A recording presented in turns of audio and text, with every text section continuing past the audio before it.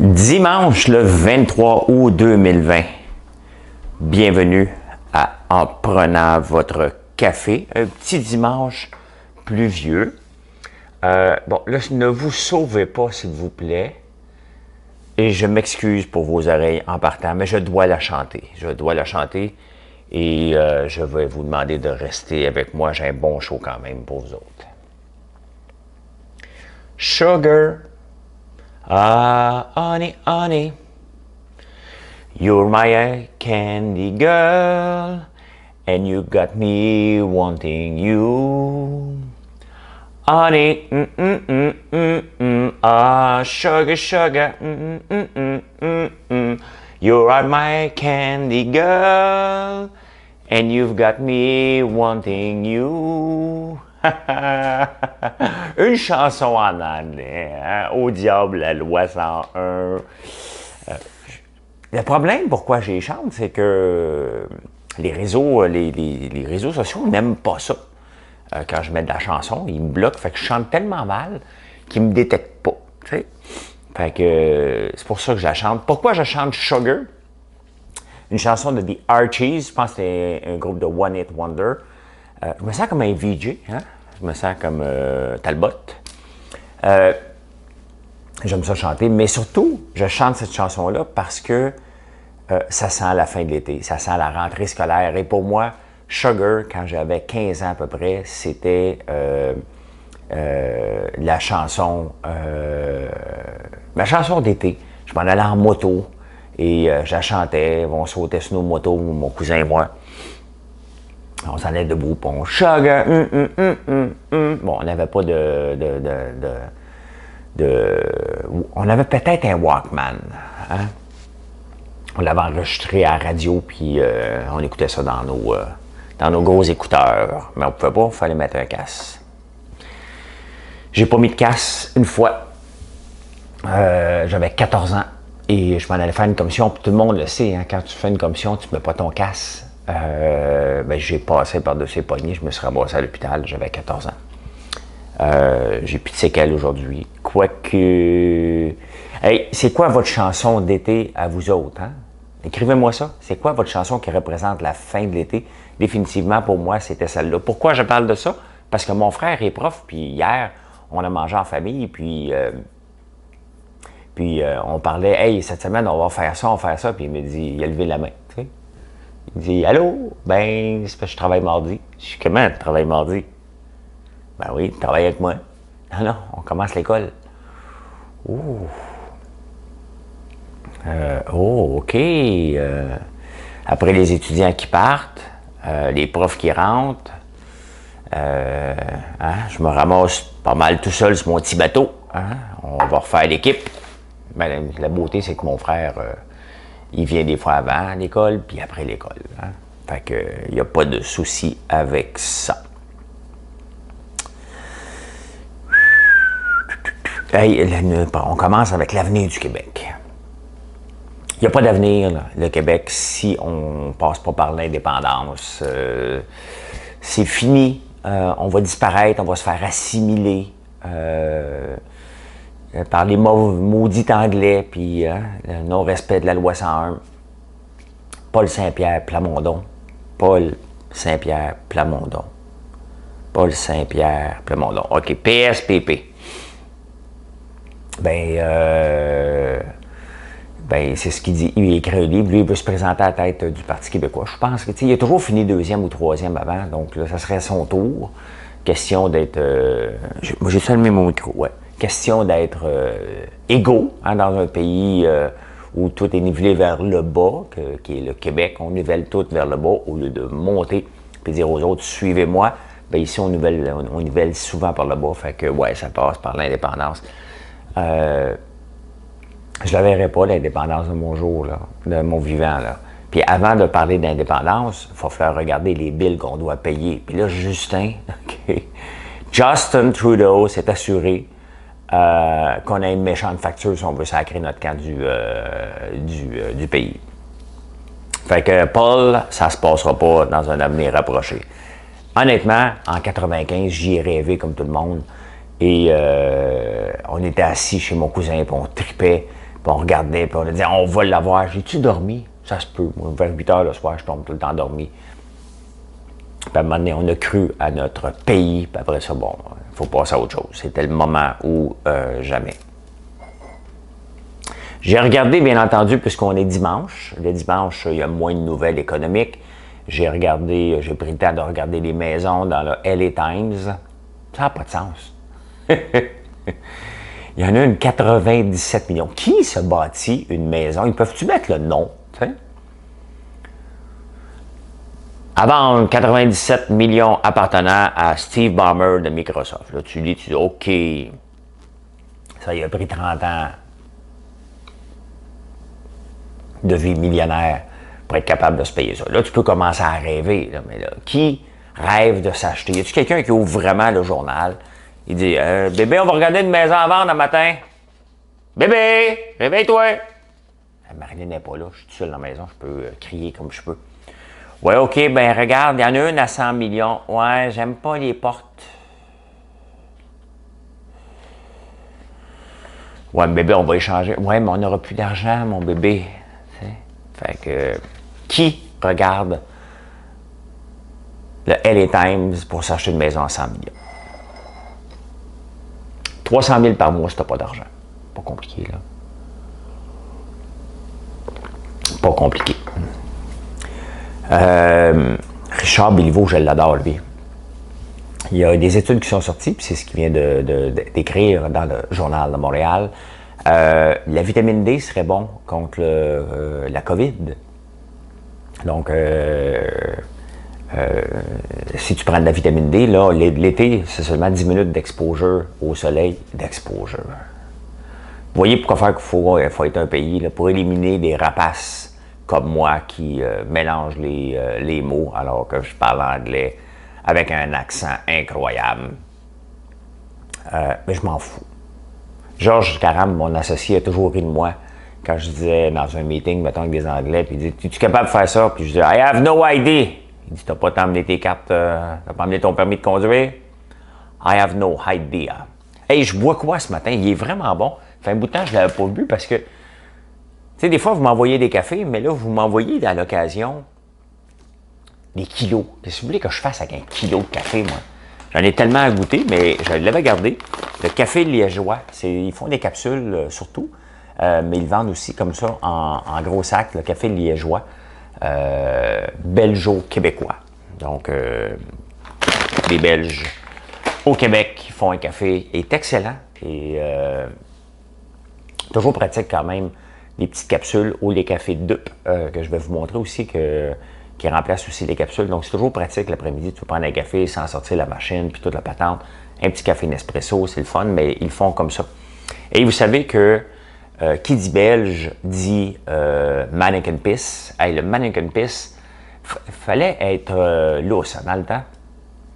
Imaginez aujourd'hui, on déboulonne les statues par leur passé. On découvre que Wolfe a fait ça, il y en a un autre qu'on découvre qui était pédophile, l'autre qui avait maltraité des Indiens. Fait qu'on défait l'histoire à tort ou à raison, là. Puis on enlève des statues d'un peu partout où on les saccage.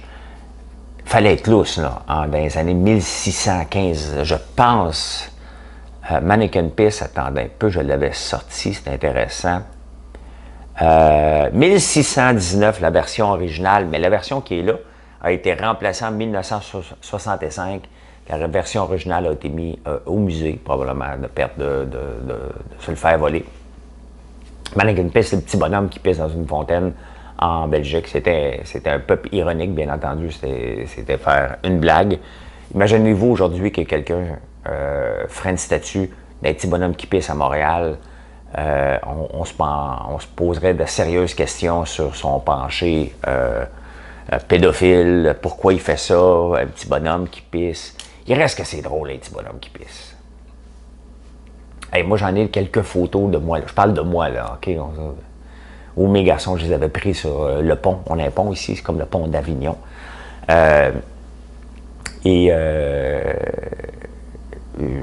faisait pipi dans l'eau. C'est drôle de faire pipi dans l'eau sur un pont. Hein? Ça en va loin. Tu peux tester la force de ta prostate. OK. Pas besoin d'aller voir le médecin. Tu t'installes sur un pont, fais un petit pipi. Hein? Là, tu vois, oups, des petites gouttes. Oh, faut que j'aille voir le docteur. Tu garoches ça avec un geyser, tu dis, t'es correct, la prostate, elle va bien. Fait que... hey, 2 matins que je parle de pipi, ça n'a pas de sens. Ça m'a perdu des abonnés.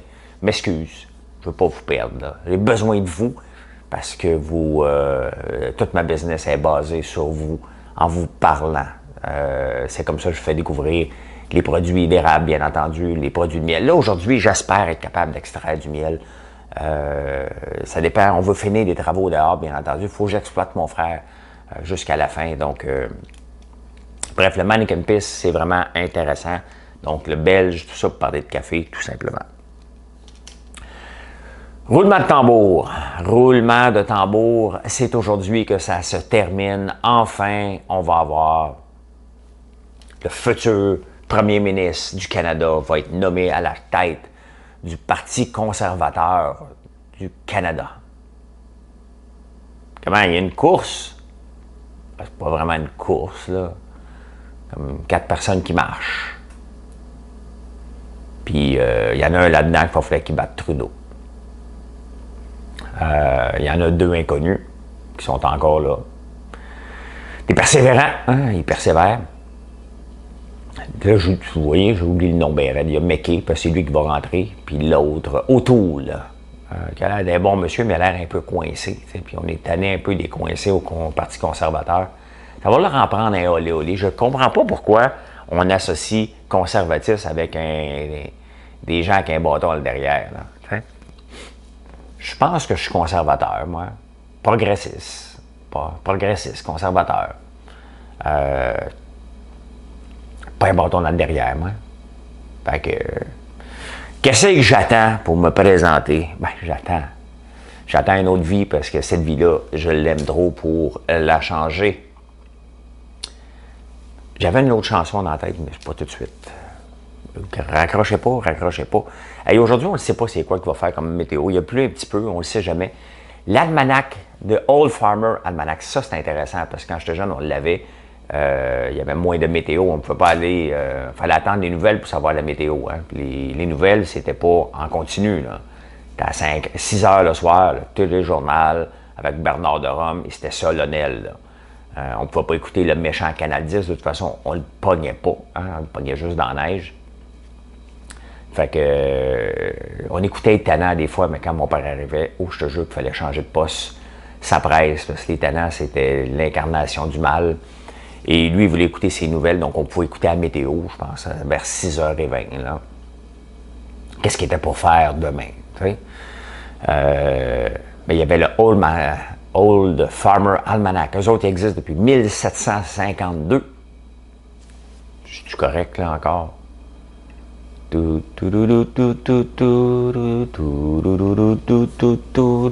Bien... un nouveau jour va se lever et son soleil brillera pour la majorité qui s'éveille.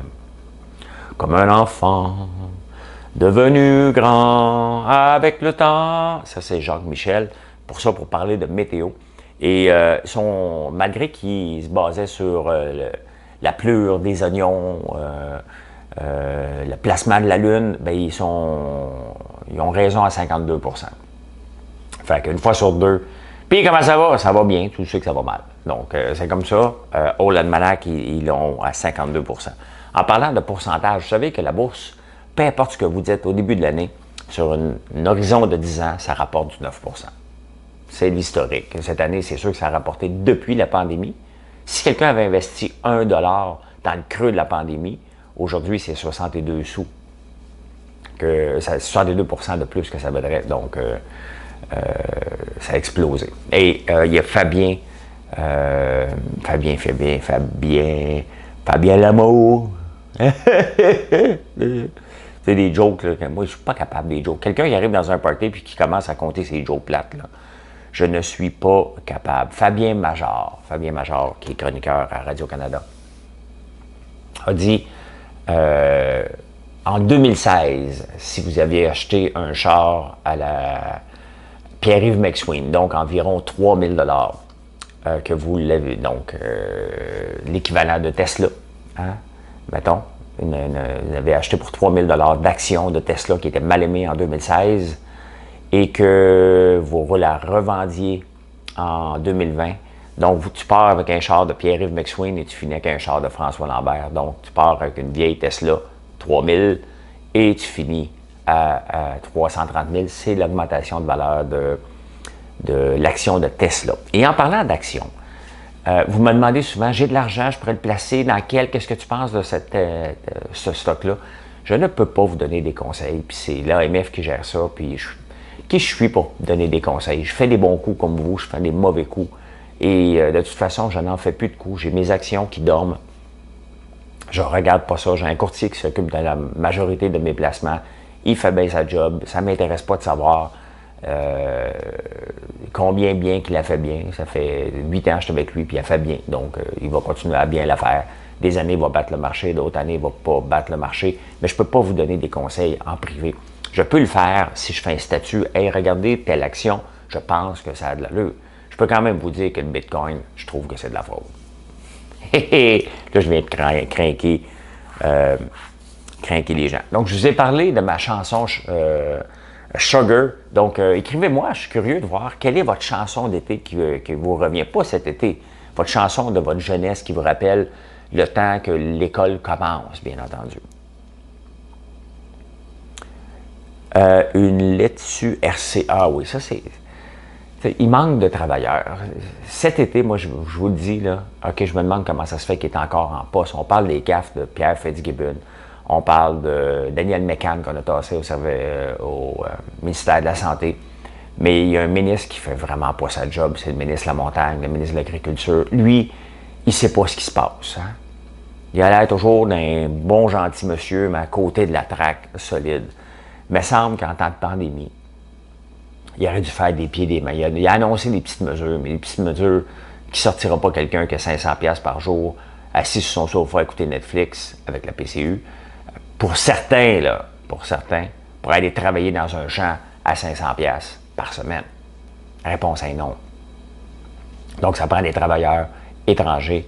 Ils n'en ont pas eu assez. Donc, qu'est-ce qui arrive avec la laitue? Bien, dès qu'elle monte en graine, c'est fini. Et on a RC. Et ça doit être triste pour le producteur de rentrer avec son tracteur dans ses revenus. Littéralement, il laboure ses revenus. Tout ça parce qu'on a un ministre qui ne porte pas ses culottes, qui n'a pas fait... Malheureusement, Trudeau n'a pas aidé. Mais qu'est-ce que vous voulez, je vous dis? Il n'a pas aidé avec sa PCU. Donc, qu'est-ce qu'on fait? Bien, t'offres le double d'argent. Qu'est-ce que tu veux faire? Il faut que tu sortes les gens du sofa à un moment donné si on veut faire rouler l'économie d'ici. On parle de souveraineté alimentaire. On n'est pas capable de récolter ce que l'on sème.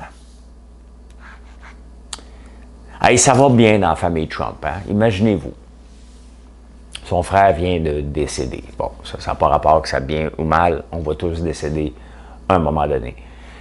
Mais là, il va y avoir des funérailles, j'imagine, tu sais. Sa nièce vient d'écrire un livre incendiaire disant que c'est un menteur compulsif, c'est un débile, presque. Sa sœur à Donald Trump vient de dire la même chose, que c'est un maudit menteur, qui a même envoyé quelqu'un faire passer son examen pour entrer à l'université quand il était plus jeune. Hey, ça va être beau, ça, aux funérailles, hein? Puis, comment ça va? T'es un maudit menteur, t'es un maudit menteur, t'es un maudit menteur. Hey, ça va pas bien. Hey, c'était pas drôle. Pas drôle, cette famille-là. Aéroplan annonce du nouveau, les points Aéroplan. Oh my God, qu'on capote, hein? T'as-tu ta carte, m'a ramassé mes points. T'es rendu à combien de points? 150 000. Ouais, mais c'est parce qu'on peut pas les utiliser. Tu sais, comment faire un système de points qu'on puisse sortir de la carte n'importe où pour faire des achats en conséquence de la carte à peu près partout pour ne pas l'utiliser? Bien, tu arrêtes de l'utiliser. Tu choisis autre chose. Donc, après ça, ce qui est arrivé, il y a eu les points sur les autres cartes. Moi, j'étais avec l'RBC et American Express. Donc, j'ai des points ailleurs. Les points Aéroplan, on ne pouvait jamais les utiliser. Fait que je les ai vidés pour acheter des cartes cadeaux que je vais consommer ailleurs. J'en ai encore un peu. Ils nous ont tellement écœurés qu'on ne pouvait jamais utiliser de points ou payer tellement cher qu'on s'est tourné vers d'autres programmes, parce qu'on aime ça, des programmes. Hein? Ça nous prend notre carte. Moi aussi, j'aime ça voyager sur le bras en pensant que ça m'a rien coûté. Bon, c'est sûr que si c'est 1 million de points à 1$ du point, c'est que tu as mis 1 million sur ta carte à un moment donné. Là, mais c'est pas grave, tu as l'impression que c'est gratuit. T'sais. There's no such thing as a free lunch. Il n'y a jamais rien de gratuit dans la vie, faut se le dire. C'est pas grave, on aime ça voyager en pensant que ça n'a rien coûté. Bingo, on accumule. Mais Aéroplan nous a tellement écœurés que les autres programmes sont venus à la rescousse. Là, ils lancent du renouveau. Hein, il n'y a plus de limite. Tu peux acheter le billet que tu veux, sauf qu'on ne voyage plus. Je me demande s'ils vont survivre dans le moyen terme. En tout cas, moi, j'ai éliminé, il m'en reste peut-être 50 000.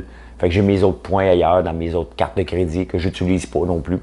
Fait que un jour, on va revoyager, maintenant avoir des points en tabarnouche. Je vais en avoir des points, moi, quand je vais voyager. Donc, je ne vous donne pas de conseils en privé. Là, l'Almanach 1792, le Old Almanac Farmer. Fait que c'est ça, c'est de même, j'ai vu l'actualité en ce dimanche matin. Aujourd'hui, ben, c'est ça, on va essayer de terminer toute la terre autour. J'aimerais bien ça que ça soit terminé pour commencer la semaine du bon pied. Sinon, on va mettre le moulin, préparer le moulin assis pour être à couper des 2x6 et des 2x4. Ça, c'est le fun à faire. Hier, là, les tâches qu'on a fait depuis une semaine, 2 semaines même, creuser, mettre de niveau, remplir la terre, compacter, c'était la job la plus plate et la plus ardue de la construction. Elle est passée. Et d'ailleurs, c'est un peu comme ça que j'organise mes journées. Hein. Je commence toujours par les tâches les plus plates de la journée. Je les fais les plus longues en premier. Bien, ça tombe bien, regardez. C'est comme ça qu'on fait une fondation, qu'on bâtit une maison. On commence par la chose la plus plate, puis après ça, ça commence à être visible. Parce que là, on ne le verra pas ce qu'on a fait. Hein. Personne ne va le voir qu'on a bien compacté le sol, que le ciment il est bien droit, que la fondation, que le drain français, on ne voit pas ça. Mais lorsqu'on commence à bâtir après, on le voit. Et c'est comme ça que c'est pour ça que c'est le fun. Et c'est exactement ma même philosophie lorsque je prépare ma journée. Les choses longues et ardues et plates, j'ai fait en premier. Tout comme on bâtit une maison, bon, on se bâtit aussi une journée pour avoir du plaisir aussi. Donc, dans le plaisir aujourd'hui, ben moi, j'aime ça travailler quand même. Là, mais tout le temps, quand je finis d'enregistrer, je vais relire les choses parce que je suis quand même pressé de vous donner le vidéo. Après ça, je vais relire un peu d'affaires en attendant que la vidéo se mette en ligne. Et ben, j'aimerais bien ça extraire du miel aujourd'hui. C'est mon objectif de la journée d'aller faire ça. Voilà, je vais vous le filmer parce que je veux vous le montrer. Qu'est-ce qui se passe quand on l'enlève de la ruche et qu'il se ramasse en pot. Voilà, un excellent dimanche à vous. Et comme d'habitude, ben, ça va bien. Hein? Ça va bien. Hein? Ça va si bien. C'est un autre One Hit Wonder, hein? C'est Kathleen. Allez, bonne journée. Et on se revoit ce soir en direct. Préparez vos questions. J'aime répondre à vos questions en direct. Bye.